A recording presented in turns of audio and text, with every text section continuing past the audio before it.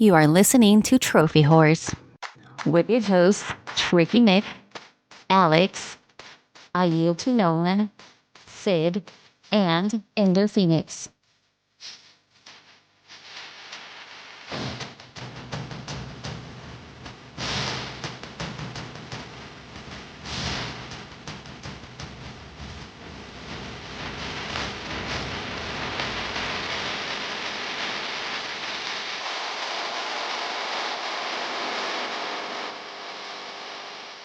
Well. Welcome back, everybody, to episode 688. I almost said 588, and I have no idea why. It's been a very confusing 2 weeks and busy 2 weeks for us here at the Trophy Horse podcast. And as you could tell, Tricky is not here with us tonight. He's on assignment in Zimbabwe. Hopefully he gets some good listeners from there. But with us, we do have the man, myth, legend, Alex. Yeah, well, the man, myth, legend took longer to I guess, recoup after a long 4-day music festival than he used to. Actually, I made the mistake of going to work the next day. I didn't ask off for the day after the event, so we were there until we get home until 1:30, and I had to work at 7. Made it to work, but next year I'm definitely going to ask off for that Monday instead of trying to go into work on so few hours of sleep. Yeah, so as you all know, we kind of took a week off because we were all busy with real life things. They just couldn't stand the thought of recording without me. That's what it was. Yeah, that too. You could play into it a little bit, Matt. I could, but I'm not in the mood to play into things tonight. And I'll tell you guys about that stuff offline.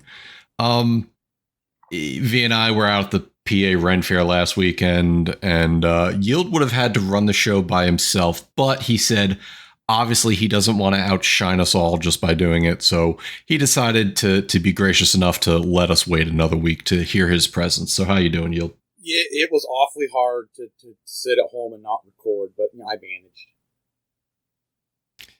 Well, I'm glad you managed, because here we are with episode 688, managing another week of games, gaming news, trophy counts, and I almost kind of forgot how we do this, so maybe we'll just go into trophy counts to update that. Tricky is at level 970, 34,877 trophies, and 999 platinum, still seeking out that mythical 1,000th. Alex? I have actually been earning trophies as of late. Actually got a new platinum trophy. I am level 523, total trophy count of 10,774, and a platinum count of 196 in 195 games. All right, Yield. Sorry, I had my fantasy football up. I am. Come on, here we go.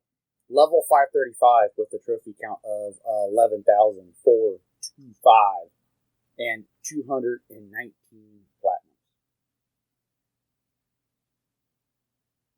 I am still sitting pretty at level 222 with 1,337 trophies and 0 platinums, but it's probably going to change here in the next week.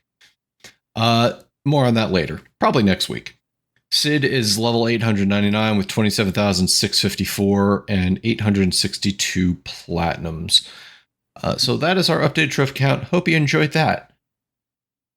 Yield, do we have a trophy rarity update? No, one was not sent to me this week, so I don't have one. Okay.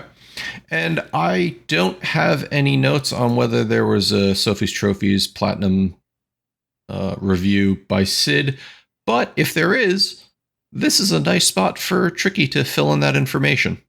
Hello again, everyone. It's Sid with another Platinum shout-outs. I'm very sorry, guys. I'm a bit out of breath. I've just come up the stairs. So this week is 2 weeks worth, because we didn't record anything last week. So we shall start with Affectatious Donk with World's End Club on the PS5.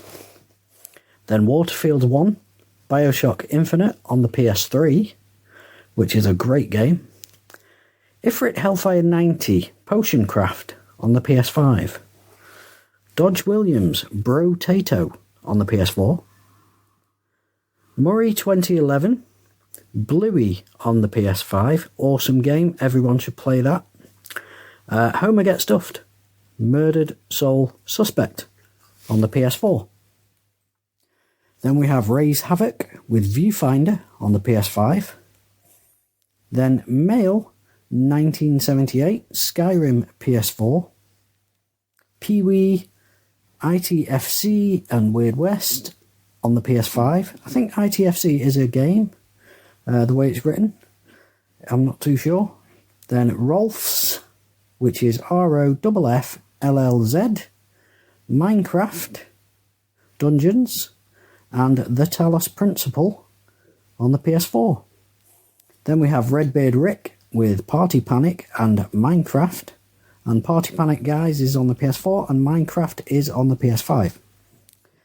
Then we have MZ Nitro with Cat Quest 3 and Finding America, the West. On both of these on the PS5. And pretty soon MZ Nitro will be able to find all of America. So next we have Marky Fraser, Hellblade Senua's Sacrifice on the PS5. Then Psy-Tychist, Daisy, Welcome to Massville High on the PS5.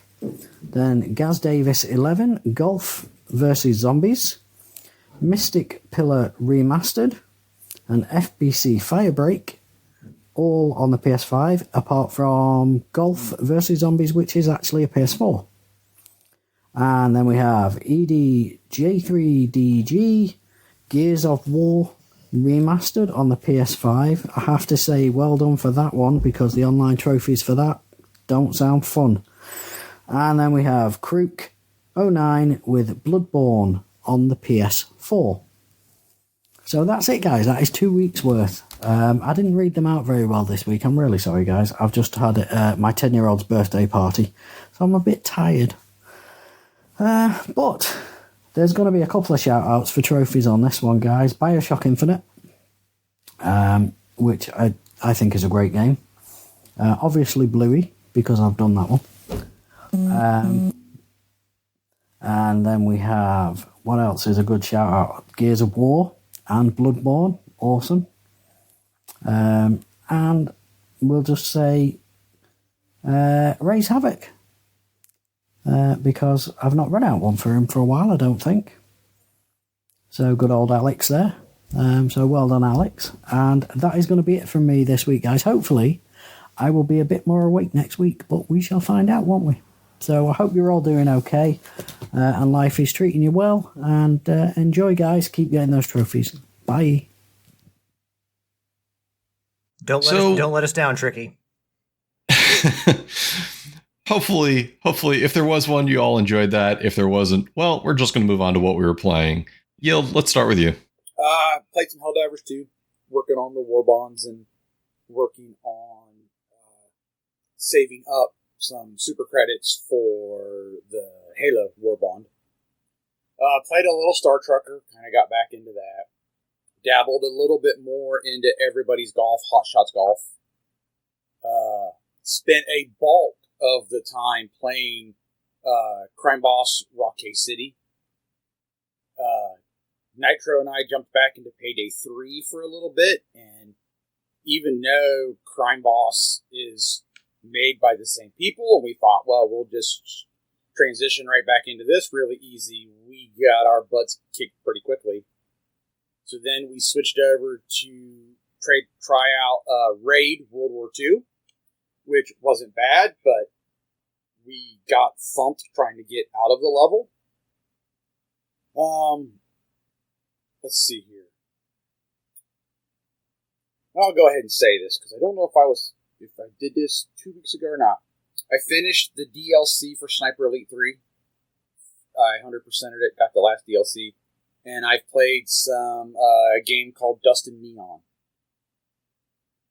I think that might have been everything I've played the last 2 weeks. Like I said, a lot of Crime Boss Rockay City. Starring Michael Madsen, right? He's in there, isn't he? Yes. Yeah. Or a very close Michael Madsen lookalike. Well, I mean, he gets credit for it in the credits. It's him. I think it's Kim Basinger. Oh, the Chuck original Batman Norris. lady. I guess if you're in the movie universe, the original Batman lady. Oh, jeez. Danny Glover. He's getting too old for this shit, folks. Yeah. Vanilla Ice. Really? I can't think They of... couldn't find any other random schmo to fill that. I'm Well, sorry. Sorry. He is a drug dealing rapper, so it's not like he had to go outside of his character. Come on, man! I thought, what didn't he form DC Talk? Wasn't that a Christian rock band back in the days? I don't think he formed that. Did he? He was in it, wasn't he? Was he? I mean, I don't know. I don't know. Maybe that's another myth that I believe that wasn't actually a thing. But I swear. And I can't remember the guy's name. He was in Guardians of the Galaxy. Is the first thing I can think of. He was Chris Pratt. No, he was the blue guy that was like Chris Pratt's. Oh yeah, he was also in Michael Rooker. Yeah, who played Yondu. He was also in The Walking Dead too. Yeah, he's in the video game as well. So it's like cameo-filled video game, and it's not like the greatest game. It's not like it's going to win any awards. It got a lot of crap on launch. Nitro and I are having a blast with it. I mean, just some of the writing, and it's just like, it's over-the-top 80s action, if you remember that. Like, they got the big cell phones and all this, and it's just a fun game. So, yeah, that's all. If you're a real crime boss, I think when you have one of those large brick phones, you have to beat at least one person to death with them for you to actually like earn your stripes. Otherwise, you're not a real crime boss. I mean, that makes sense. Okay. Alex? All right. Never a better time for me to go. So I've taken a little bit of break of help from Helldivers because I've gotten all the war bonds sorted out, bought everything.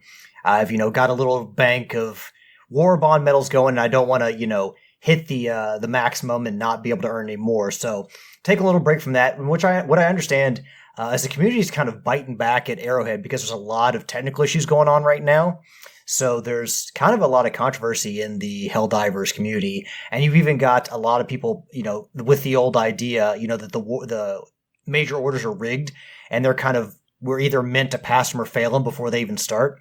So there's a lot of controversy going on with Helldivers. I know that I have had my PlayStation crashed about 6 or 7 times playing it somewhat recently, probably within a span of 2 weeks. So there's got some technical issues they're trying to work out, and I think mid-October, from what I hear, is when they're going to release a patch to try to take care of some of this stuff, some of the performance issues. But I've spent more time with Rocket League. There's a new Rocket Pass out. A cool new arena set in a mall. Very 90s themed. Also, they've got a Sonic event going on now. I believe there's a new Sonic racing game out. Crosswinds or something like that, I think it's called. And there's some paid items, there's some free items. Some of the free items come with some of the most annoying tasks I've seen for an event like this, like get 50 goals in a single, in 2 weeks. So there's items are fine. I will say though that the Rocket Pass, if you buy into it, actually has the best Sonic rewards in there, because there's a goal score where like Sonic, loses all his rings and pops out like a little like a little wormhole opens up and Sonic pops out of it from an 8-bit world, and he loses all his rings because he's been damaged. So there's some really good Sonic stuff in the actual Rocket Pass. It's actually better than any of the stuff in this event. So, if you're interested in the Rocket Pass, really cool new arena, and check out the Sonic stuff. Otherwise, not a lot great of rewards, especially compared to the last one where we had the 10th anniversary. But playing that day by day and trying not to spend too much time in it, because I got a new Platinum Trophy in a PlayStation Plus free game we got for Essential, Viewfinder. I'm sure plenty of you have played it. I'm sure plenty of you have heard of it. And I know that some of the members of the community have gotten the Platinum Trophy before.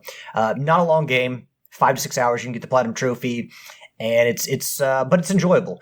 It's it's one of those games where it's an easy Platinum Trophy. There's no missable ones. I think after you beat the game, you can go back and clear up anything you missed.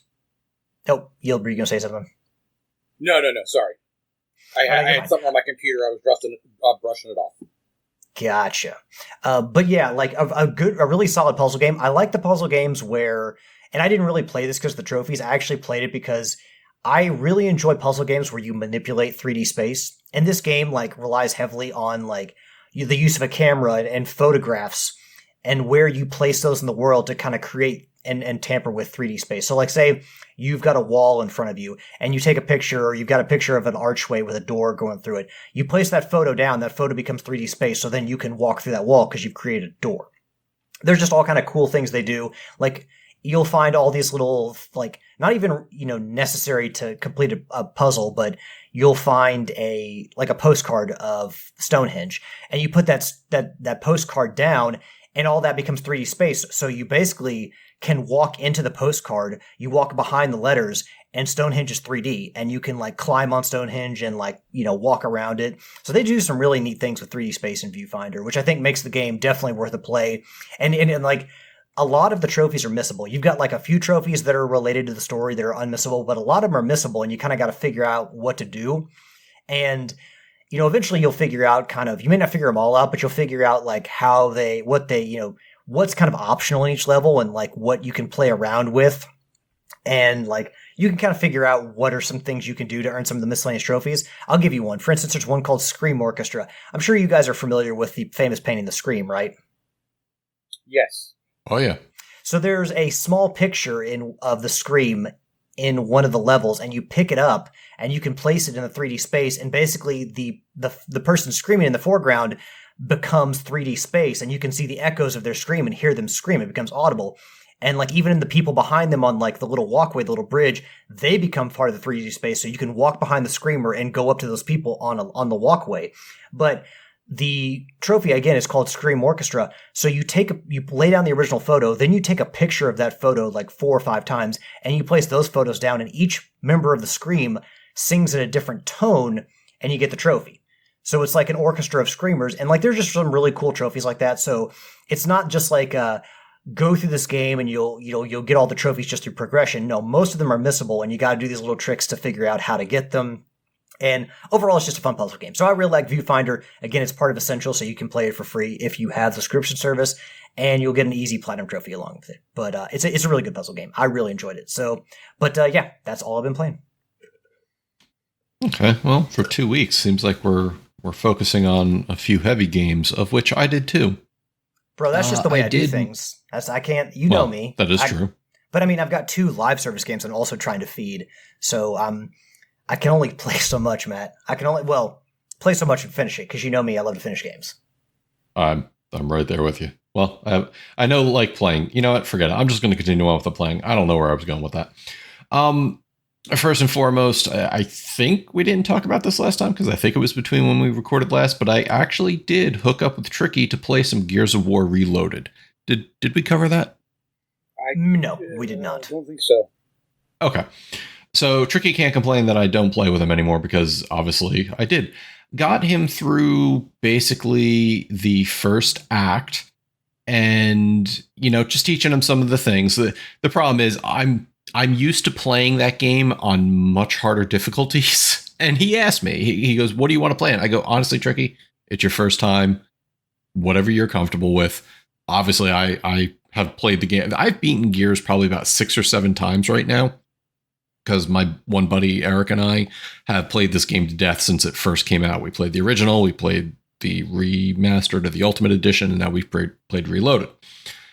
So he chooses normal difficulty, and I'm like instinctively trying to duck and dodge and realize I'm killing grubs with like 4 or 5 shots going, okay, well, they're going down a lot quicker than I expected. So it's a change of pace for me, but it's good for him to kind of learn what to do. He obviously doesn't have the history playing the game that I do. But I got him through pretty much the first act. Maybe we're at the end of the first act. I forget. And unfortunately, I had to quit out that night. But I think he's enjoying it, and I always enjoy playing Gears with somebody. So if you gents ever pick up Gears and want to play with somebody, I offer you my services. Well, Matt. So, okay, well, go ahead first, Alex. I was going to say, I already have the game downloaded. I just continue not to play. I don't know, man. Like, the multiplayer aspect of that game just kind of like, I'm like, God damn it. Why couldn't we just had the single player stuff, and I would have jumped in already. But I mean, I paid $40 for it, and I'm not one of those people who pays $40 for a game and let it just sits there.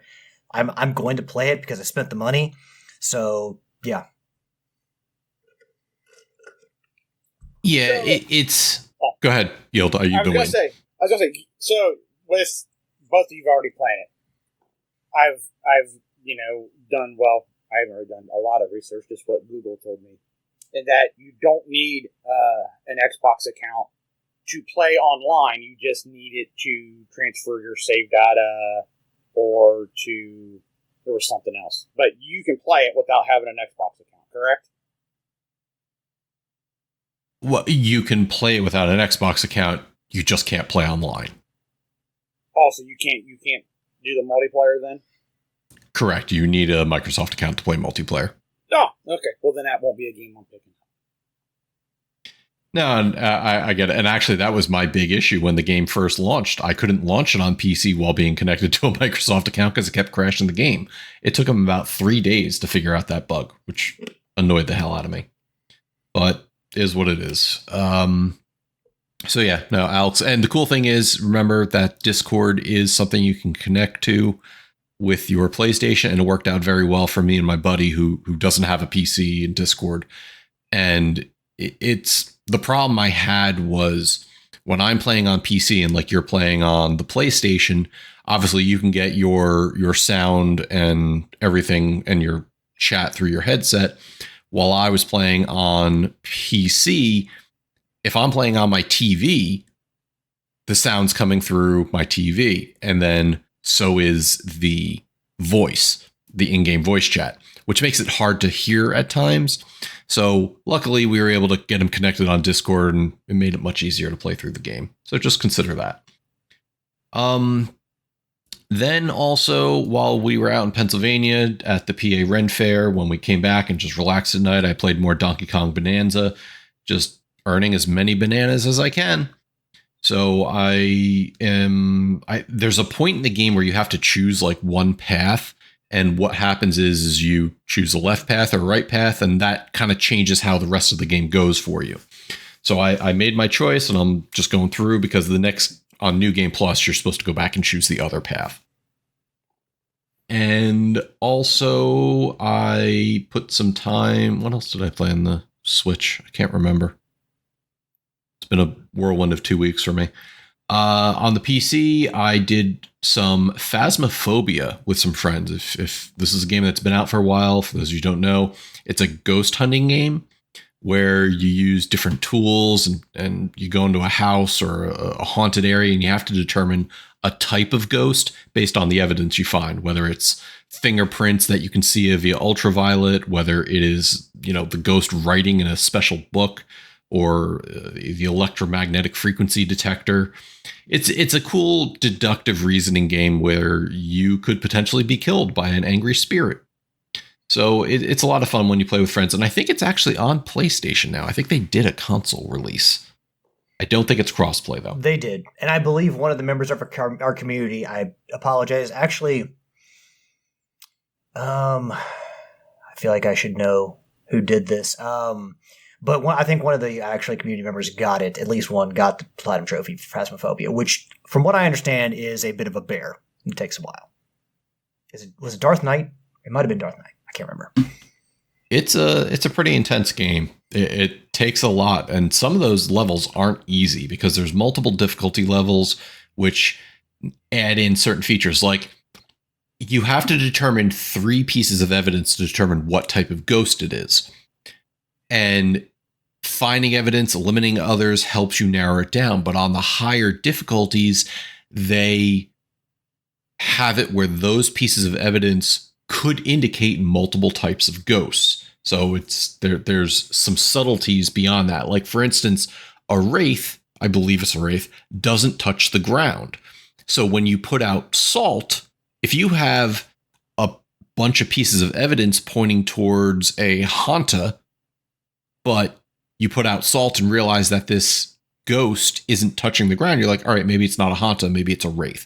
It's, like I said, it's a really cool deductive reasoning game.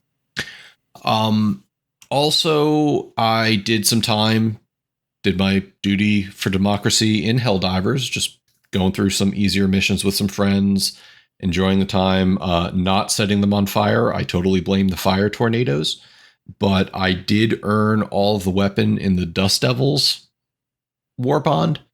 I tell you, those single missile silos are fun, but I'm struggling to determine the purpose between that and just using the 500 kilogram bomb. Well, yeah, because obviously if you have certain upgrades to your ship, you get two 500Ks at once before it has to reload. And I think like if you have your ship fully upgraded, it's only like a minute and a half between each like reload from the ship, the Super Destroyer. So it's like the silo is a really cool weapon, but it just seems like the 500K makes more sense. Yeah. It's the 500K can be inelegant in you have to kind of guess where something's going, but generally you're using it on something that is slow moving enough you can kind of guide it. First time users may have difficulty, but those of us who have been around, we kind of know where we need to drop the 500K bomb. Also, I put more time into Borderlands 4. Now, that was not without problems this week, because a patch that Gearbox introduced brought back some stuttering and other issues with the game. And unintentionally, I solved it by throwing money at it. And what that means is Micro Center was having a deal on an RTX 5080 graphics card. The card was discounted $400 off MSRP. And they have a program by which if you bought a graphics card from them, you can trade in your graphics card. And that gave me even more money off of it. So I got the card basically for a third of its MSRP. And put that in the computer, launched Borderlands, and sure enough, the stuttering issues are gone. So let nobody tell you that throwing money doesn't solve problems. And finally, Silent Hill F, which released last week. I put some time into that game. I have about 4 hours in it, and it's definitely spooky. Definitely interesting combat mechanics. It's melee heavy. There's no guns. There's no firearms. And it has degrading weapons, meaning you have to find something in the environment to fight, or you have to run. And unfortunately, that left me on a puzzle that resulted in these scarecrows attacking me, and I ran out of weapons trying to figure out the damn puzzle. So I just had to die and reload. It's like, okay, it's not the best way to introduce a player if they're having difficulty, make them go back and reload. So that's my big complaint with it. It does look great. It's an awesome setting. No clue how it's going to relate to Silent Hill, the series, or even if it does. But it's got the same thing, you know, a fog-filled town, and you're trying to investigate what's happening. There's some sort of psychological issue that your character has, something that is obviously you'll learn as a twist later on. But I think it's doing a much better job than some more recent Silent Hills have done. But that is what I've been playing over the last 2 weeks, quite a bit, amongst other things that are going on in life. Matt, I want to, before you, of course, you've been playing on the Switch some, and I do want to make a comment. It's always like kind of, I don't want to say special, but that sounds stupid, but it kind of is like a take me back moment whenever I see a brand new console in the wild for the first time. So I saw the Switch 2 at my local Target, and not just one or two, like a lot of them. Like they were pretty fully stocked. I even sent a picture of the guys and be like, is this the vaunted Switch? I didn't end up buying it because I've got too much to play on the PlayStation right now. It doesn't make any sense. But like it's whenever I see a new console, you know, after it's launched and everyone's kind of like jumped on it and bought everything up, bought every single box they can, it's always like a little kind of cool moment for me to see it in the wild and be like, I could buy that right now if I wanted it. I don't know if it's the same for you guys, but. Well, I'll say this. First and foremost, the Xbox Series / PlayStation 5 launch was not a normal period. So I know you're kind of looking at it going, it's weird seeing a Switch 2 in the wild so readily available only 4 months after the game launched. Is this bizarro world? Because even take it back to the Wii. The Wii launched in November 2006. You weren't able to reliably get one until the following year, maybe even year and a half. And you know me, I can't deny a shiny new thing. That's why I got the Switch 2. That's why I got the new graphics card. I don't know, like this console has sold millions of units. It's by no means a failure. Some people are insinuating that seeing it on the shelf so readily available means that the console sucks and people aren't buying it. I don't see anything to support that theory. But for you, Alex, yeah, I'm happy seeing it on the shelves. I'm like, oh, good. Now anybody who wants it can get it, and fuck scalpers. Because that's honestly, a big reason why maybe it sold out to begin with. But Nintendo has kept up with demand, and this is nowhere near pandemic supply chain issues. So maybe Nintendo created more thinking that the demand was going to be higher. It's not necessarily a bad thing at this point. No, I mean, keeping up with demand is obviously the best possible thing for your company and for consumers. But I mean, I think it's been baked into me that you just don't see that for a little while on the shelf. Because like back like the PS2, when it registered to me how hard it was to get a console. That was really the first console generation, because otherwise, it was just like something my parents bought for me. Like the PS2 was really hard to fucking find for a while. Yeah. Sold out at launch. And so I guess just for like most of my life as a teenager and young adult into, middle age now, it's just kind of, I've been trained to be like, it's going to be super hard to find this thing for a while. So like, that's why it's like, when I first saw PS5 bundles with God of War in like a GameStop, I was like, ooh, holy grail here. Even though it's not in the end that big of a fucking deal.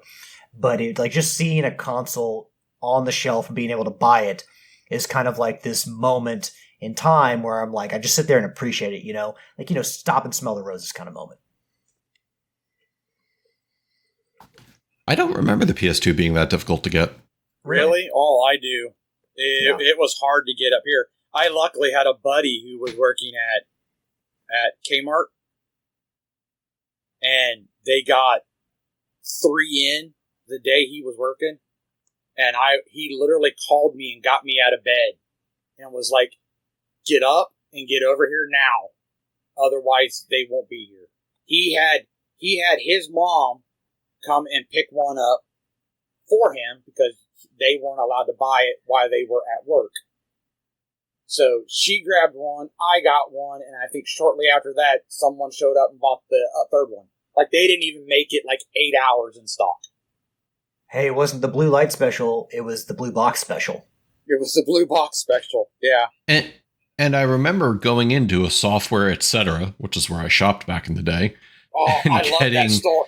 I love that. We used to have one up here at the mall. I love that. Was like the first video game store I really liked because it felt like I'm gonna say mom and pop, but that's not what it was. But to me, it wasn't a GameStop. They cared about gaming and stuff like that. It wasn't here, buy this, and this. So yeah, I love Software Etc. I remember going in there and emptying my entire bank account to buy it. And I obviously I didn't get it at launch then, if what you're saying is true. And not that I'm doubting you. My memory going back that far is very fuzzy. I remember buying it, bringing it home, and I bought Red Faction, and that was the game. Was it Red Faction? I don't remember anymore, because I do remember playing Red Faction on it. I remember playing Metal Gear Solid 2, borrowing my friend's Zone of the Enders because it had the Metal Gear Solid 2 demo disc in it. It was a crazy time. No, like Xbox 360 was hard to come by at launch, but it wasn't too long. I had put my pre-order down and it launched in November, and I think by early December I had gotten the call to get my system.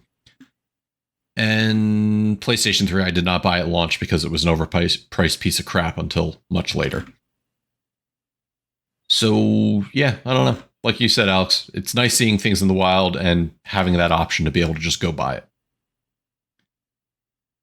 Alrighty, moving on with the show. The first article I want to bring here is announcing his retirement from the Mushroom Kingdom. Doug Bowser bids a farewell.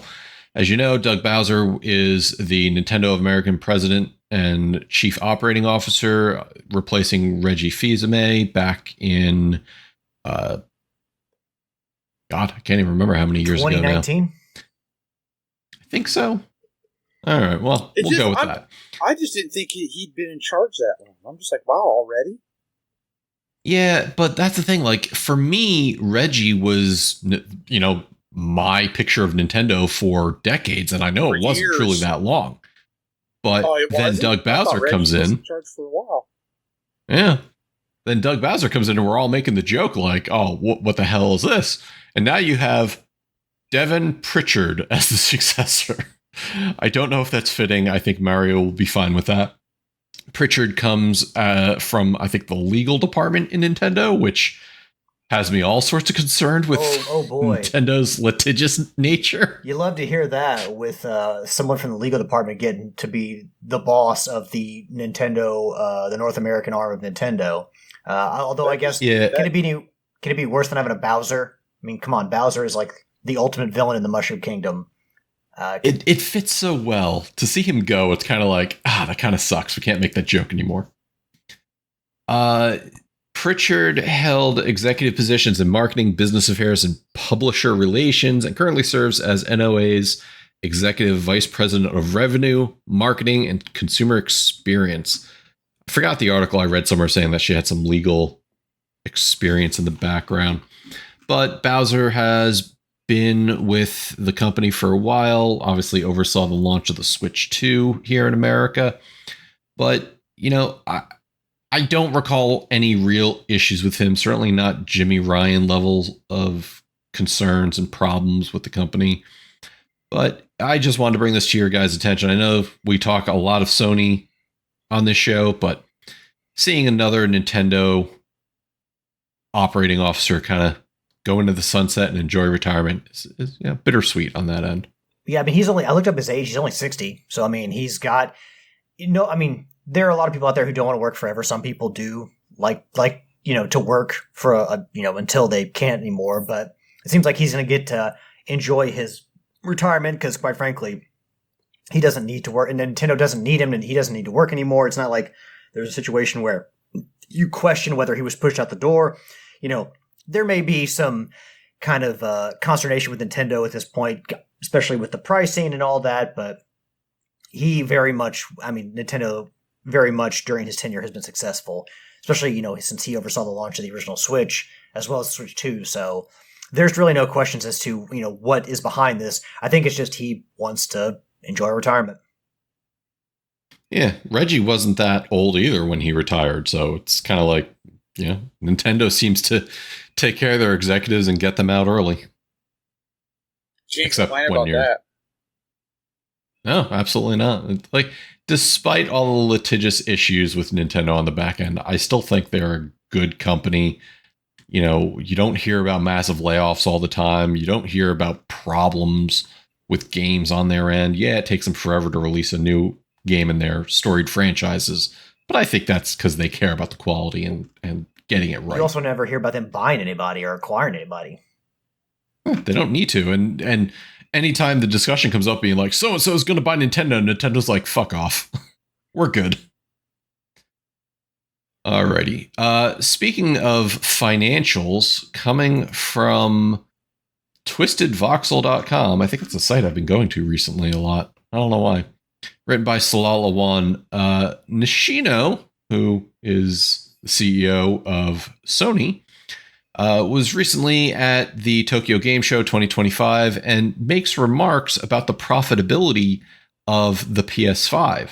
And according to the charts, the PS5 has generated $136 billion in sales, surpassing every prior generation. The PlayStation 4 followed with 107 billion, while the PS3 accounted for 71 billion, and the PS2 reached 44 billion. And last but not least, the original PlayStation delivered 24 billion over its life cycle. So we know at the last show that we held, we were talking about the fact that PS5 was raising its prices in the UK. Was it Sony who was doing that, or was it Xbox? Because we have another story about Xbox coming up. Anyway, the point being is they've been raising the price on this console and they're making record profits on it. So was that actually needed? Hard to argue for it. I mean, listen, I'm not the president of Sony, but like when you've met your lifetime sales of the PS4 one generation ago, like, I don't know, something saying to me that maybe for the sake of the gamers, you eat a little bit of that. Maybe don't be like, hey, not only do we have to raise the price, but this is also our best selling console ever. Yeah, it's always really stupid to announce shit like that. I mean, it's for shareholders. Hey, the company's doing well. There's a good financial health going on here in the PlayStation sector, but to be in close proximity to when you're announcing you're raising the prices because of, challenges in the financial, the global economy or whatever, it always looks really, really bad when you then announce,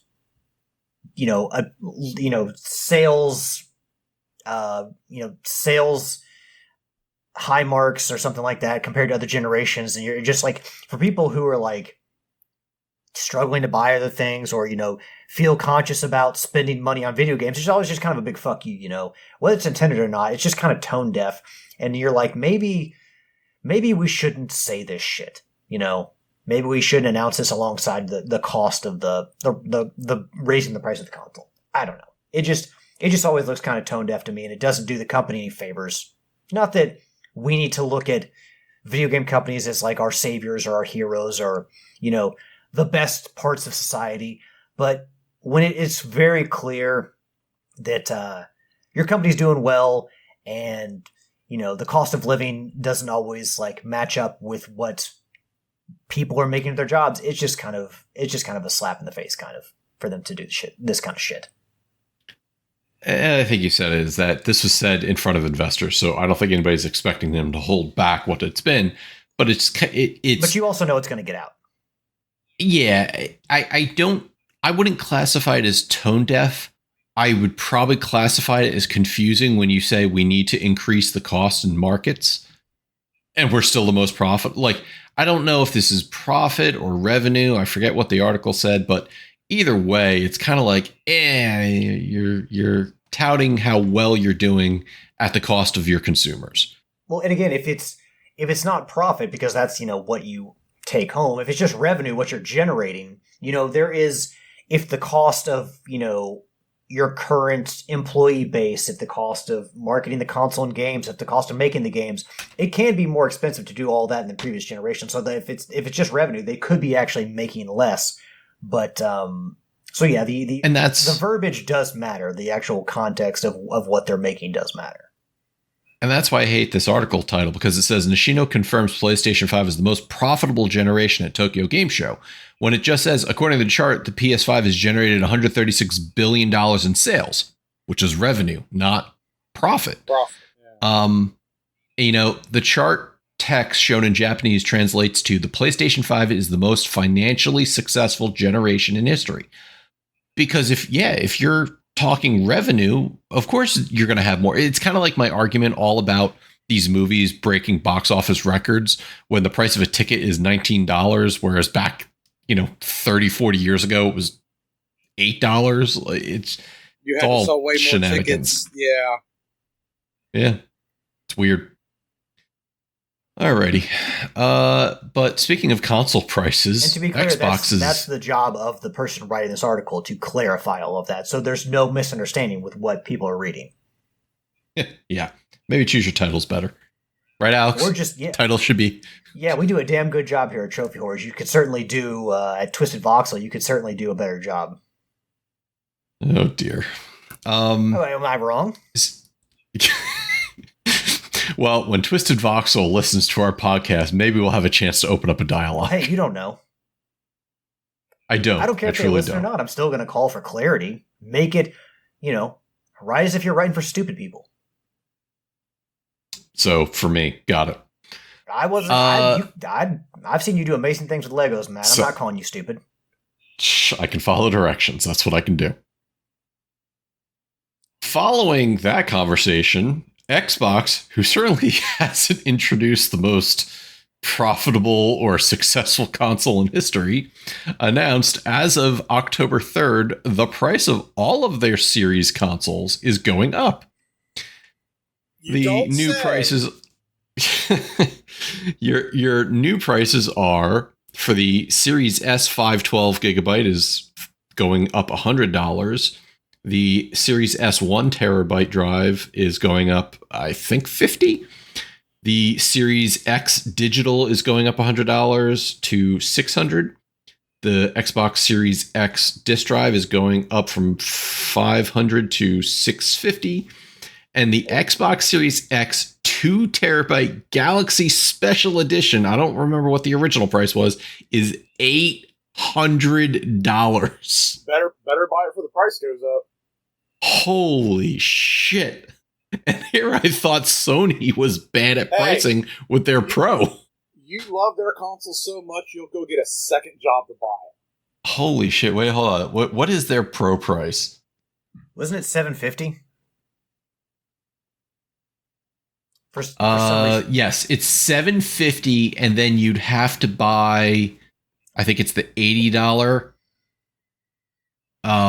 disk drive to add to that. So it's going over $800.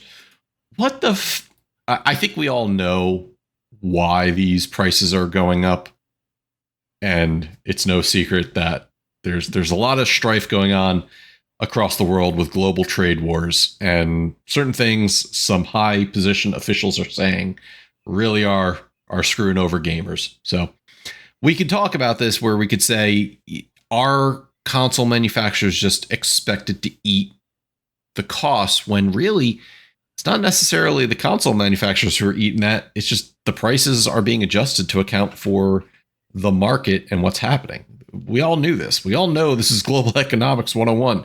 You increase the price that it costs for a product to reach the shelves and the consumers, guess who's going to eat that? Not the manufacturer. It's going to be the consumers. Let's ask the question, and I'll do it so no one else has to, that we're all asking right now. At this point in time, September 2025 going on October, who the fuck is buying an Xbox console? Like, legitimately. Like, they're probably still selling some, but at this point, it's not like someone just woke up and found out Game Pass was a thing. I would think that if you want an Xbox console this generation, you already fucking bought it. And if not, you're playing on PC. Is that a fair assessment to ask who the fuck is going to spend an extra $100 on a console, an Xbox console that's been out for years at this point? Very accurate. So maybe to Microsoft, it's like, well, it doesn't fucking matter because we're not selling enough anyway. I mean, it's been very, I think, well documented that the Xbox is in third place for this generation. That they have lagged behind the sales of the other two consoles. I'm pretty sure they're in fourth place behind the Nokia N-Gage at this point. Hey, what about the Neo Geo handheld? I'm sure Neo Geo's still pumping out a handheld. They might be. For these prices, they might see some profit in it. But, I mean, maybe in the end it doesn't matter to Microsoft because, again, like, there's nothing that they're putting out that's going to make someone go buy a console. Like, Nintendo's got a new console out. Sony just announced some new games on their console for the State of Play. You know, we have Ghost of Yote's coming out. Like, but there's nothing on Microsoft that I can tell that's going to just, like, force people to go out and, you know, want to buy a new console that they could have bought a year ago, 2 years ago, 3 years ago. Yeah, I don't know. It's a baffling decision because certainly you can find Xbox consoles on shelves, or can you? Depends on how you see it based on the question we have for today's listener questions. So are they still manufacturing en masse, or are they just trying to pre-position for something? It's very puzzling to me. Yield, when are you getting your Xbox? Well, whenever they start making games that makes me want to buy one. You know, I'm still waiting. Whenever there's a game he wants to play that you can't buy on the PlayStation. Well, you know, the answer is he's never going to buy one because he'll have to have a Microsoft account then. Yeah, and they won't let me keep my. They won't let me have my name. Okay, yeah, I can't help you with that. Yeah. So yeah, folks, just be prepared. You're gonna be spending more to buy an Xbox. if you're buying one, though I doubt it. Next article. Back to Sony being what the fuck. So the article comes from GamePost, not GameSpot, GamePost, from Abdullah Jawad, who has a comment here that says, the balance in paid and earned armor cosmetics is off. After Backlash, Bungie pulls paid Destiny 2 armor from Eververse and makes it Iron Banner gear. So you remember our last show, if you listened, we talked about this, that Bungie and Destiny 2's real money market, that they made some armor available for real world money and introduced reskinned armor to the PvP mode, the Iron Banner. Well, they faced some backlash after that, and they said, well, you know what? Okay, I see what you're saying. We're gonna put that armor on the Iron Banner for if you win your matches or get whatever you need to do, you can get it that way instead of spending real money. But wait, there's more, because now there's another article from the Game Post saying this game is finally dying. Destiny 2 Steam player count drops over 80% since Edge of Fate launch as players say the game is punishing and ridiculously hard. It says Destiny 2 has had its fair share of ups and downs over the years, but things have taken a serious turn since the launch of the latest expansion, Edge of Fate. So they've made some changes to the way armor works. The portal system aimed to ease new entry for players, entry for new players. And it just seems like Bungie, I don't think, knows what to do with Destiny 2 anymore. It's gotten too big, too complex, and players just don't want to feel like they need to come back to it every day. So they keep making errors in how they're running their paid money accounts. They have problems associated with the expansions and locking content, which did it for me. Once they started locking paid content away, I was like, yeah, I don't need to play this game anymore. I got other games I could be playing. Is this company truly worth the $3.6 or $3.8 billion Sony paid for it at this point? Alex, to you. Seems like they're not worth the headache. I mean, again, Destiny 2 has been a very successful game financially, but Sony bought them when they were on the downhill slide. And again, I don't think that's necessarily Bungie or Destiny's fault. Your game, or very few games, I think Rocket League is kind of a counterexample to this, but there are very few games that will last forever, where the community will just stick around forever. And so, I mean, like with Helldivers, even though they launched on Xbox, maybe a month and a half ago, there's already been a massive decrease in the players that are on there every day. Even though they reached up to 500,000 at one point with Xbox players in, that number's oftentimes, around a fifth of that.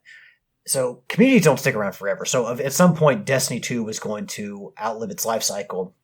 And Sony just kind of happened to buy them when it was late in the life cycle. And, we know Bungie has always liked their autonomy, which they were able to negotiate with Sony when Sony bought them. But it all makes you wonder why Bungie was so ready to sell to Sony if they loved their autonomy so much and if they were doing so well. Did they recognize that things were going to slow down and they were going to be in a little bit of trouble and they need a little bit of help? So Sony came along and they agreed to let them purchase them. I don't know, but Bungie has just been one problem after another. I don't think there's any, there's been no more negative thing to come out of Sony, and besides studio closing like Firewalk and whatnot, or the cancellation of Haven's Game Fair games. Or no, actually no, that was a false report. We, I guess, had figured out that Pactor was wrong about that, and it wasn't actually canceled. Sorry, I don't want to say anything false on the show, but I think most of the negativity, the bad things coming out of Sony, the bad press has been related to Bungie, especially since the closure of Firewalk. So, yeah, you're kind of like, do y'all regret doing this? Do y'all regret buying them? Because like a studio, like, you paid a lot less money for Insomniac, and look at what Insomniac's doing for you, and look at what Bungie's doing for you, So. Speaking of Insomniac, did you see that Wolverine trailer at the State of Play? I did watch it. I just thought we would get into it a little later. We do. We will. Just bringing that up now. Yeah. Yield. your thoughts on Bungie's successful failure? We'd all hope they would strike lightning, or we all hope they would strike lightning again with a Halo when Sony bought them, and that hasn't happened. And yeah, like Alex said, it's been kind of a very big failure on Sony's part, and that's kind of like the one big negative of Sony is Bungie and their constant bumbling, it feels like. Okay. Yeah, I don't know. I look at this and go, Bungie is far from where it was. And obviously, a lot of the people who made Bungie what it was are gone. So to see them just kind of struggling and facing, maybe they need to just stop Destiny and maybe start on something else like, I don't know, Marathon? Maybe? No? Okay. They should probably work on something people care about. Stop. Maybe. Are you saying Marathon isn't getting what it needs? I'm saying, all right. Yeah, but you know what I'm saying. Something that's been said 1,000 times before. I'm saying the Marathon's not going to bring home the bacon like other games might. All right. Well, time to check my social media, yeah. We did get one listener question. This does relate back to the Xbox news article, with Will asking, with Costco pulling all Xboxes off their shelves and EB Games following suit, do you think we'll see more retailers jumping on that bandwagon? And he's referring to some articles that came out. Costco literally took down the Xbox section on their website and is removing consoles from its store shelves. So when asked about it, Costco came back and said, it is a business decision. Evidently, and I didn't hear this, EB Games is starting to do the same. Yes, I can't, I walk into a Walmart, I don't really see Xbox consoles on shelves. Certainly not the Series S's. I might see an X here or there. But at this point, there's more Switch 2s on the shelves in Walmart than there are Xboxes. Alex, you see other people doing this? So EB Games, that's like an international store, right? They used to be here in the US, but they're all gone. It's the GameStop. Well, so it was the GameStop had bought EB Games. Yeah. And yes, they were here in the US, but they've all been rebranded to GameStop. I think EB Games is now kind of going off on its own again in the EU or Europe or somewhere around there. But yes, to answer your question, the international GameStop. So, it's not like this is an example of, eventually, are you going to see because Target and obviously Walmart and these stores, they've lessened their games that they're selling, Best Buy too. So what I think you'll see is, launch and maybe a few years after that, you'll see them sell consoles. After that, you probably won't see them very much. And they'll sell maybe the biggest new release games. Like with music, we saw that music sections are almost entirely gone. DVD sections are almost entirely gone. And they'll sell the newest stuff, but not much beyond that, not much catalog stuff. So I'm sure in the future, you are going to see them up front. They'll sell some, but if you're looking for something over the course of a lifetime, you're not going to be able to find a console unless, it just continues to sell really, really well, which we said earlier, the Xbox hasn't sold particularly well or hasn't sold as well as its counterparts. If it's not going to sell, they're not going to carry it. The amount of space they've dedicated to video games is shrunk so much that you can't expect them to sell anything but the newest and latest stuff. So that pivot's definitely happening. And obviously this is, Costco is not Target or Walmart or Best Buy. They're not, they're more Costco's more of an everything store, sure, but it's a lot of, grocery items and stuff like that, home items. To me, it wouldn't surprise me if they just stopped selling video games altogether. I could honestly see that. So them doing this and an international store like EB Games doing this doesn't necessarily signal that we're going to see this right around the corner for US stores, big box retailers. Again, more electronically focused ones.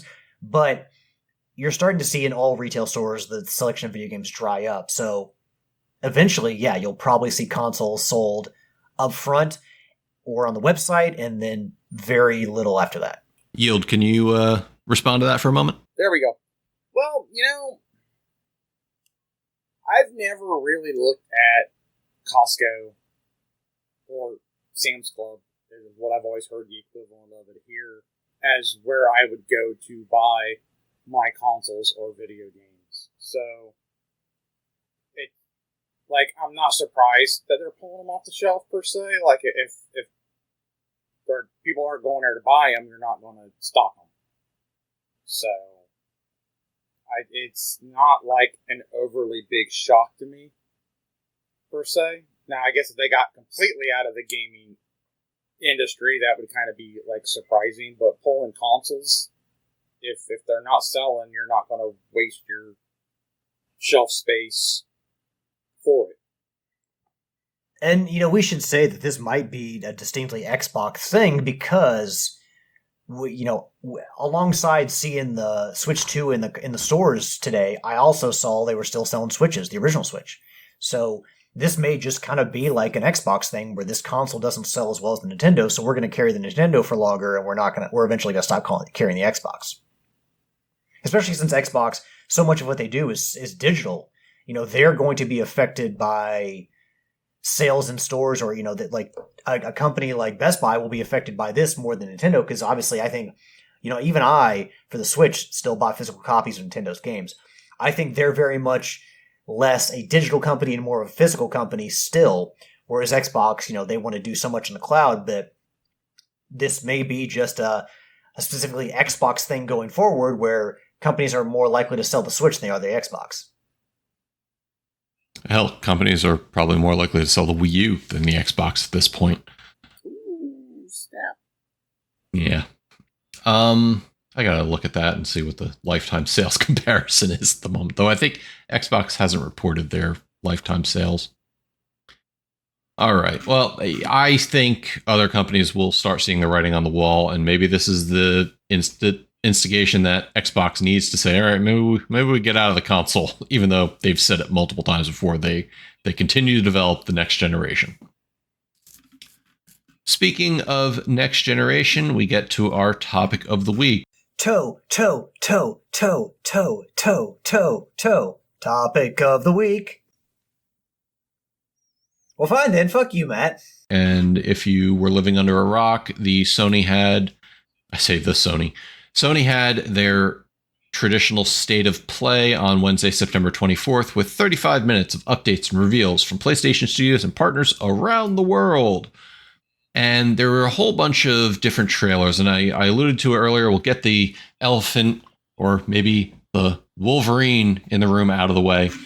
We finally got a cinematic / gameplay trailer of Sucker Punch. No, I can't remember which is Insomniac's Wolverine. And it was the finale of the state of play. I am psyched. I've never was a huge Wolverine fan, but we did get introduced to our Wolverine, who is being mocapped and voiced by Liam Hemsworth, who you may remember picked up the role of Spartacus after Andy Whitfield passed away tragically for Spartacus Blood and Sand, and then Spartacus War of the Damned and Spartacus Vengeance. So I like the actor that they chose. I liked the action that I saw, and they said fall 2026. Alex, you gonna join in on the Raging Canadian? I did enjoy the Wolverine game that came out for the PS3, and I wish it's actually really hard to find these days. I'm sure if you go on eBay you can find it, but you'll probably pay quite a bit for it. But I check my local indie game store every now and again, and it's just never there. So I didn't get the Platinum Trophy. I got most of the trophies. I actually wish I could find a copy to go back and play it, because I would finish it out. But that game was a lot of fun. This game, I think if you're a fan of Wolverine, it looks like you would want it to look. The action's fast, furious. It's very brutal. You see limbs and arms get chopped off. It's just kind of gory, fast, very just messy looking game. You see a lot of proper villains in there. I think I saw Omega Red in there. There's a shot of a Sentinel. Mystique also shows up. And then, there's just the scene of Logan walking into a bar which, there was the bar scene from the Wolverine Origins movie. So that's nothing new for Wolverine. You would kind of expect him to go into a bar and maybe find some trouble. But the thing you got to nail in this is just the brutality in the combat. And from what we saw, it absolutely looks like they're going to be able to meet the call for that and match expectations. There's also really cool scenes where he was like sliding down. We see Spider-Man flying around a city and we think nothing of it, web slinging up buildings. But there was a scene in this where he was like sliding down a building with his, like a very tall building, a skyscraper with his claws, which looked really cool. So I think that if you have waited a long time for a Wolverine trailer, then this was something you were really excited about. The fact that you're going to have to wait a year, and it's going to be 2 years since this was announced before you're going to get it. I mean, granted, it's Insomniac. We want Insomniac to do good work. We expect them to do good work. So if that's the amount of time they need, then hey, I'm sure they'll put out something great. But if you're a Wolverine fan, I'm sure they'll make you happy with this. So I myself, I'm a Wolverine fan in terms of when he teams with the other members of the X-Men. I'm not myself like a giant Wolverine fan. I'm not someone who's like, I went and saw Logan. I saw X-Men Origins. So the Wolverine movies, like the single movies where he's kind of the main focus of everything, I've watched those.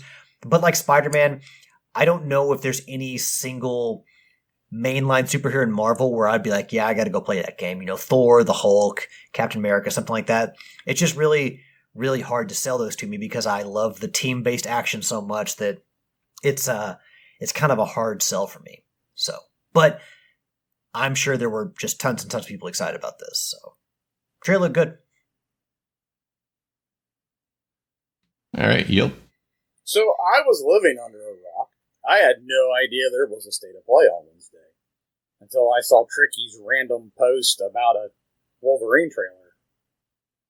So I looked up the trailer. I did see it. I was like, wow, this is very in your face, pun intended, if you watch the trailer. So I'm looking forward to seeing more out of it.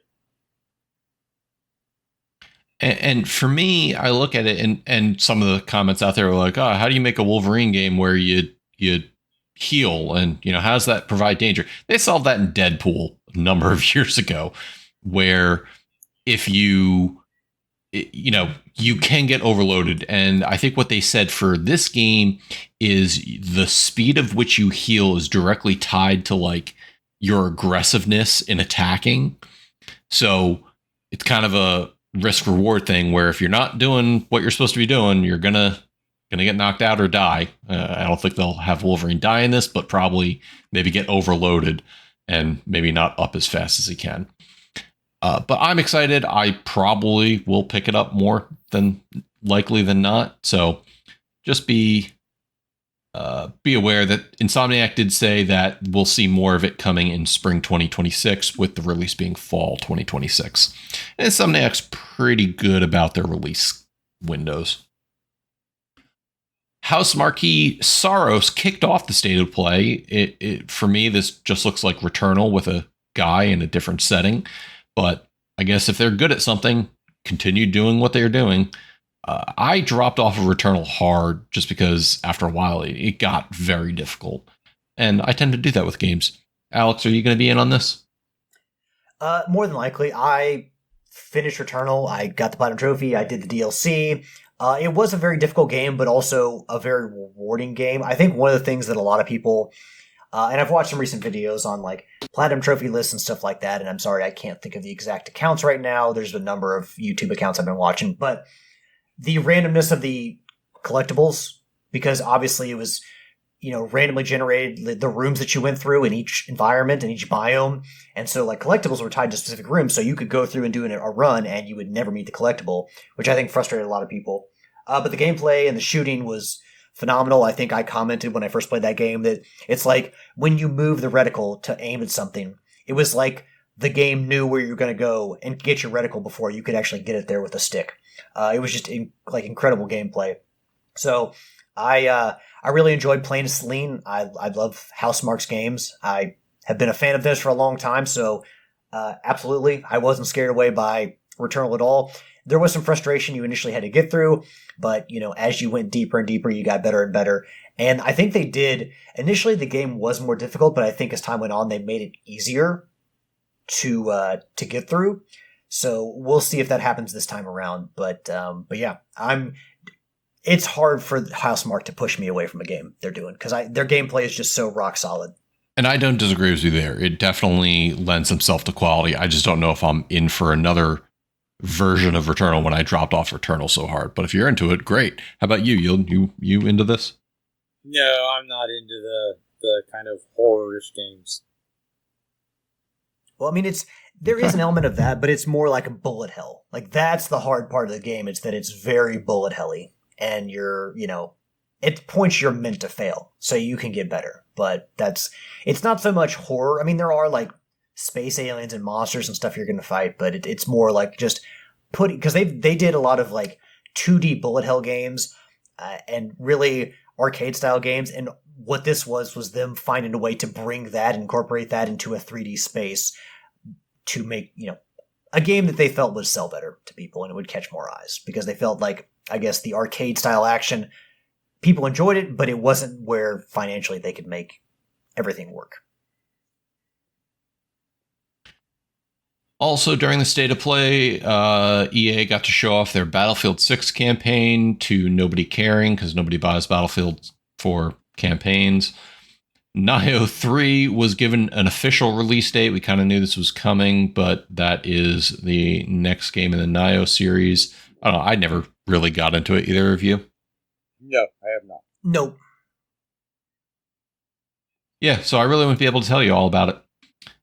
Zero Parades for Dead Spies is certainly another game. It's going to be compared to Disco Elysium, kind of similar art style with a RPG elements to it, and it will be out on the PS5 in 2026.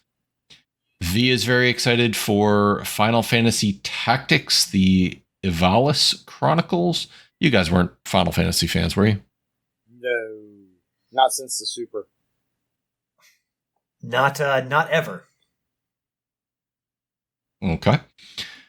Open world action adventure Crimson Desert will be released on March 19th, 2026, and the team celebrated the announcement with a story trailer. I have no idea what this is. Either of you? No. Well, I hate to agree with Yield, but I'm going to have to chime in with a no. We should really do our homework. Well, I mean, like I said, Sorry, Tricky.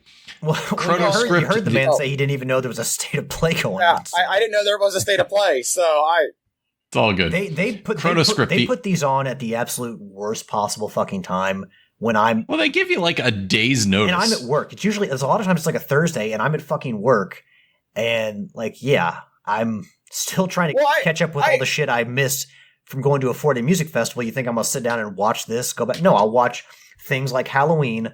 I'll go watch things like Wolverine, and I'll hit the highlights. I thought I kind of saw something the day before about a State of Play, but I'm like, it's not at 2. I thought it was a joke. It's at 2 o'clock, and I'm like, they never do it in the middle of the day. They always do it in early or late afternoon for the West or East Coast. So it's like 5, 6 o'clock. So I'm like, this isn't real, and I just brushed it off.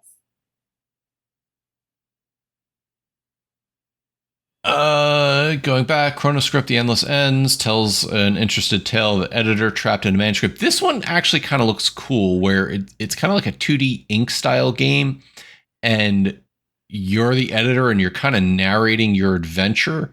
It just looks like an interesting 2D platformer. Code Vein 2 will help kick off 2026. So if you liked Code Vein, there's more of that coming your way. Then they announced the PlayStation Plus game catalog October 2025 lineup. So we're kind of getting ahead of our usual month opening. Microsoft Flight Simulator 2024 is heading to PlayStation 5. Either of you going to take up and get your pilot's license? Well, I would like a good flight simulator game on the PlayStation, but I'm going to need an Xbox account to play it, so no. Yeah, I never... Certainly, if you want to... Good, Alex. No, I don't really enjoy flying planes in games. I mean, I grew up on the NES and that Top Gun game where I couldn't land the plane on the fucking aircraft carrier. I've been like, damaged by that. Traumatized. Yeah, I've been traumatized. And like, you go back to those like RC plane missions from the GTA games. Like, you cannot get me away from these fucking planes. Let's see. I tried Microsoft Flight Simulator when it came out, and I crashed my plane many times. Well, okay. Obviously, like, I'm not saying it's a bad game. Like, if you enjoy, like, it has its purpose. I believe they use it in trainings for like actual pilots, but it's very true to life. It's a fucking boring game. Like, if you're not going to be a pilot in real life, it's just fucking boring. I would also agree there. Just as a heads up, PlayStation VR 2 support. So maybe, Microsoft giving PlayStation a great VR game. Let's see. Gran Turismo 7. Yeah, I know. Weird. Gran Turismo 7 celebrates 100 million units sold, and Gran Turismo 7 gets a new update. They are updating it with a Spec 3 version. I don't know. I'm not a racer like that, so I don't know. But it will include 2 new F1 race circuits, 8 new vehicles, circuit experience, data logger feature, and more. I used to be big into Gran Turismo. Not so much anymore. I don't have the patience. Yeah, the sim games are for me. I like my arcade racers, I like my mascot kart racers, but Gran Turismo, I understand how important it's been to PlayStation over the course of its lifetime. If you think about it, it may be the longest running, like they release one of these games for every console in the history of PlayStation. Because you think like Twisted Metal and stuff like that, and like Gran Turismo was around before Ratchet and Clank, so it has to be like one of their longest running series, if not their longest running consistent series. Yeah, it's pretty goddamn successful. I mean, obviously there's 7 of them now. Yeah, I mean, they keep making them for a reason. It's just simulation style stuff. I don't care about the realism of a car or, planes, trains, or automobiles in video games. I like to play video games and without, all the realisticness to it. I mean, I spent a lot of time on Gran Turismo 3, but like I said, and even to a degree, Gran Turismo 5, I had a racing wheel, but I'm at a point now where I'm like, I can't get into racing games anymore, at least not simulations. Kind of like what you were saying, Alex, with the planes. You have to be really into that lifestyle. I don't know how to tune a car, and they expect you to do that in these types of games. Well, and I'm not really that into cars. Like, I have a car. I can drive a car. I do it every day, but like I'm not like so gearheaded that I can't appreciate the level of sim that goes into these games. So there's no point. I'm like, Sonic. Look at me! I'm driving as an orange marsupial in this fucking go-kart. This is fun. Like that's more my speed. Well, speaking of that, maybe more your speed. Sonic Racing Crossroads is getting Mega Man content in 2026, as you know.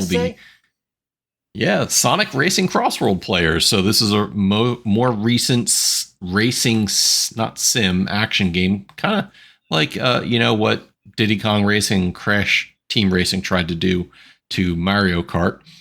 Sonic is now in the racing world, and it's getting Mega Man content, meaning you get to play as Mega Man or Proto Man in your Rushmobile. I'm not going to lie, might be enough to make me try the game, but obviously I'm not into kart racers very much. I don't know. I enjoy my Super Mario. And you may not have meant it this way, but it sounded like there's been like 3 or 4 Sonic racing games. Like there was like the Vita had a Sonic racing game. Like there was. This is the newest iteration of it. Okay. Literally just released, I think, a couple months ago. Well, that probably has something. And I think it's free to play. Probably has something to do with the Rocket League crossover they've got going on right now. But I mean, the Sonic racing games are fine. Like. They've got Sega characters all over them, even like the Jet Grind Radio people. But like, I think they've even got Crazy Taxi people in there, if I can remember correctly. But I mean, I just don't like. I will say this: Mario Kart does a great job of getting characters in that you want to play as. My issue with Sonic is not and the Sega catalog as a whole. My issue is not that the gameplay isn't fun. My issue is that I don't care to play as any of the characters in the game. Like, the roster of characters to me is not something I care about. So, like, Crash Bandicoot did a good job with that. Diddy Kong Racing, Diddy Kong Racing back in the day had a bunch of made-up characters, and then, like, Crunch and Banjo and Diddy. But, like, Mario Kart does great with their roster. You can play as almost fucking anybody. But, you know, just the Sonic characters and the Sega characters, it's like, I don't care to play as them, you know? I don't care to play as the Space Channel 5 chick, or Choo Choo Rocket, or, you know, whoever they're going to throw in there. Just, Sega's universe of characters has never been my favorite. I don't think it was many people's favorites. Yeah, Samba de Amiga, no thanks. All right. Deus Ex Remastered comes out early next year. Also is Ilphonic's Halloween, an asymmetrical game a la Predator Hunting Grounds or Friday the 13th or Dead by Daylight or Evolve or any other. Well, you're also games like that. I don't know what Ilphonic has also done, but I do know they made the Ghostbusters Spirits Unleashed game that we were all playing last year during the October season. So they also made that, which is the one where you play as Ghostbusters and then one person plays as the ghost. And yeah, so they Ilphonic before has at least made one other game that is very team-based versus one, the people versus the monster type game. I don't know. Are you a Michael Myers kind of guy, Yield? Or are you more like Jason, like me? Or are you like Freddy, like all the other he don't losers? like horror at all. No, I don't do horror at all. Just the Ghostbusters. Ooh, and here we are coming up to October. Ghostbusters. Ghostbusters is my realm of horror. Well, he'll play Pumpkin Jack, but that's, you know, that's very themed, but it's not really horror based. But no, I mean, there was some stuff in this that, like, I don't know how to explain it, but it definitely looks like Michael Myers has powers. Like, he became almost like this, like, almost like he entered the spirit world and could, like, move in between all the people without being seen. Like, there's gonna be some weird shit going on in this game where you're gonna have to give someone like that powers where it's gonna be completely out of the realm of what you saw in the movies, and it'd be like, really? I think that might be turn some people off. But they also have, like, settings where it's like you can go into houses, and, like, I saw some characters using the phone, and I saw Michael Myers himself go into the house. And so, like, I can only imagine, like, the terror of, like, you're just walking through a house and all of a sudden Michael Myers walks through the door and you're like, oh shit. You know, like, I don't know if the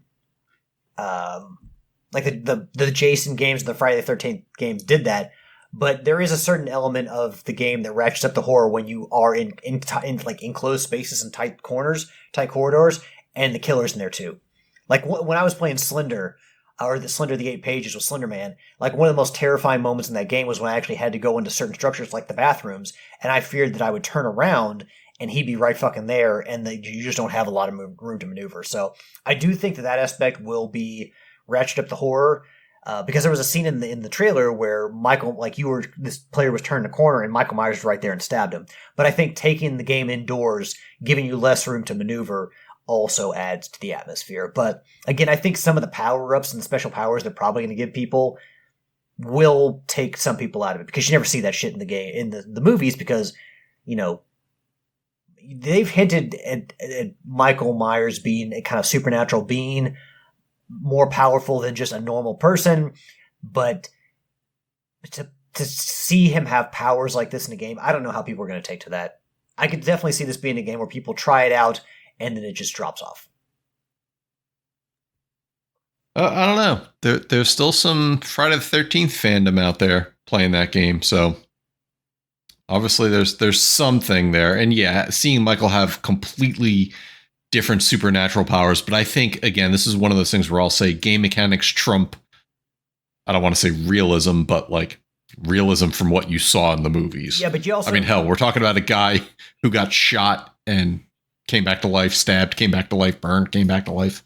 Yeah, but you also got to remember that they came out with the latest trilogy, and that did not end, like, Halloween Ends did not end well. Like, I don't believe, I think people were optimistic after the first movie in 2018, and then as the series went on, people got less and less enthusiastic to where I think a lot of people were miffed with how they ended the series, especially, Jamie Lee Curtis is in it, and it's likely her last time in Halloween movies.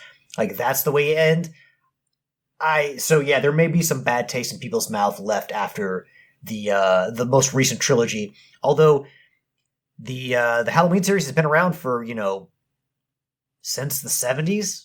And there is like this everlasting love for it. So, who knows? Maybe it'll find an audience. But I don't know if people will stick around for this. Having a small dedicated base playing a game like Friday the 13th, I guess matters. But when it depends on how small or big it is. If it just, under 100 people or under 100 people are still playing it, does that really matter? Is that really moving the needle? Guess not, but hopefully another needle wanting to be moved is a game called Survival Action Roguelike Let It Die Inferno will make its way to PS5 before the end of 2025. I have no idea what this game is. I've never heard of this before, but it's a PvEVP mode. Sure. Dynasty Warriors 3 Complete Edition Remaster brings the PS2 classic to the PS5. The Last Epoch Ori boss is exciting new expansion. Last Epoch is like a Diablo-like top-down ARPG. Seven Deadly Sins Origin tells the original story in the world of the beloved manga and anime. That anime ended horribly. It was bad. Animation was crap. Story didn't make sense at the end, so fuck that. There is a God of War Kratos PS5 DualSense controller coming. I know you guys are into some collector's controllers. You must have me confused with somebody else. You're thinking of the other guy who normally shows up on the end of this call. And finally, maybe most excitedly, besides the Wolverine trailer, official PlayStation wireless speakers announced by Sony. These are called the Pulse Elevate speakers. They can be wired and have a charging base station, or they can be wireless and just have to recharge them for hours of entertainment. They come in a pair, both midnight black and white. Is there a reason that they had to call it midnight black and the other one just white? Couldn't they have come up with a fancy white name? Maybe they had to go to a lunch break and they just didn't have enough time. It's time for white. Good enough. Fuck it. It's time for lunch. Just release this, whatever. I'm sure somebody will. It's not going to turn somebody off to buying it or not, but yeah. I don't know. Yield. You turned off to buying the plain white Pulse Elevate speakers? I mean, it would match my system, maybe? I don't know. I haven't seen them, so I don't know what they are. I don't feel the need to have these speakers. Like, I don't want to buy... You know what I'll buy from Sony? I'll buy your digital services, I'll buy your controllers, I'll buy your console. I don't need anything else from you. It would help if they had a price, but they said no price and they'll be out in 2026. I'm sorry. As a person who has had multiple different speakers, multiple different headsets, generally speaking, pun not intended, like all the features and the things that they kept advertising in it, like all the different gear and gimmicks, they're speakers. They're two speakers, not going to have the greatest bass, not going to have the greatest overall sound. They'll be good enough. They're meant for like your PC, essentially, because nobody's hooking these up to be your PlayStation 5 speakers. If it's on like your main home entertainment center, you're going to have a good sound bar. You're going to have a good 5.1 or even more entertainment center. These are meant for your PC to play your PlayStation games on your PC. Like that's the target audience of this is. Well, that is the State of Play September 2025 edition and our topic of the week. So with that said, we are going to start wrapping up the show to get out of here, hopefully before the 1.5 hour mark. Alex, you want to give us some shout outs? I want to give a shout out to the listeners, the fans, the fuel to the fire that is Trophy Horrors, our awesome community who continues to follow us down this long road to I don't know, question mark, whenever. Thank you all very much for continuing to support us. It's literally the entire reason we do this. I mean, don't get me wrong, we might get together and chat about games, but the reason why this podcast has stayed so strong for so long is you all. So thank you all very much. Give a shout out to the my co-host, Tricky, who could not be here tonight. Hope you're enjoying the lovely sights of Zimbabwe, but as well as Yield and Matt. Give a shout out to Dragon Force. I saw a lot of great stuff last weekend, but in particular, because we do video games, I want to give a shout out to Dragon Force because their set, well, let's be real, they played Through the Fire and the Flames, and that's one of the main reasons I was there. But they had giant inflatable dragons on set behind them. They had 2 arcade machines on opposite sides of the stage. One was Galaga, one was Rampage, and the guitar players were standing on them. Herman Lee, of course, was standing on the Galaga one, I think, to come out. And seeing him play live was just phenomenal. I loved it. And they also played their Legend of Zelda tribute, The Power of the Triforce, I think it's called. And the lead singer got on the mic and he's like, hey, we're going to throw these chickens out, the cuckoos from the Ocarina. Well, did they start in Ocarina or were they in A Link to the Past? I can't remember. But very famously in Ocarina of Time, where you could kind of slash at the cuckoos and they would attack you after they've had enough of your shit. They threw 2 stuffed cuckoos out, and the guy goes, normally we would ask for these back at the end, but we want you all, as soon as this song is over, to destroy the shit out of these. So they threw out these giant stuffed chickens to the audience, and they were bouncing around like volleyballs, and as soon as that song ended, one of them chickens got torn the fuck up and stuffing flew everywhere. So very video game related, but the Dragon Force set was great. And there with me, of course, was Ashley. I want to give a shout out to her. I love you, hun. And yeah, that is going to be the end of my shout outs. All right. Yield. Shout out to you guys, Alex and Matt, for recording this evening. Shout out to all the pimps in the Mat Under the Whoredom for listening, hanging out with us, interacting on the socials. Shout out to the Brain 76. Alex will get this more than Matt will, but he was at our local Renaissance, the state's Renaissance Festival, and he ran into Rhino. Don't ask me why he's in Ohio, but he did. So that was pretty cool. I'll pay you to gore me, bro. Right? You know what? Honestly, you're at the Renaissance Festival, so it'll work perfectly. Honestly, I don't know if I would want to be gored by Rhino because his legs are still as big as tree trunks. So maybe leave that alone and just say, "Hey, man, can I get a picture?" So yeah, that'll do it for me this week. Short and sweet. All right. Shout out to you gents for recording. Shout out for Tricky for taking the trip to Zimbabwe. Shout out to Will for his art. Shout out to Will for his question of the week. Shout out to, well, not Sony for bragging on how profitable their PS5 is and not Microsoft for making us pay more for consoles. But shout out to the Channel 3 community. Make sure to check out channel3.gg for your gamified social media. And then finally, shout out to V for everything she does. And with that said, we'll see you on the next episode of The Trophy Whores. Happy hunting, folks. Later. See ya.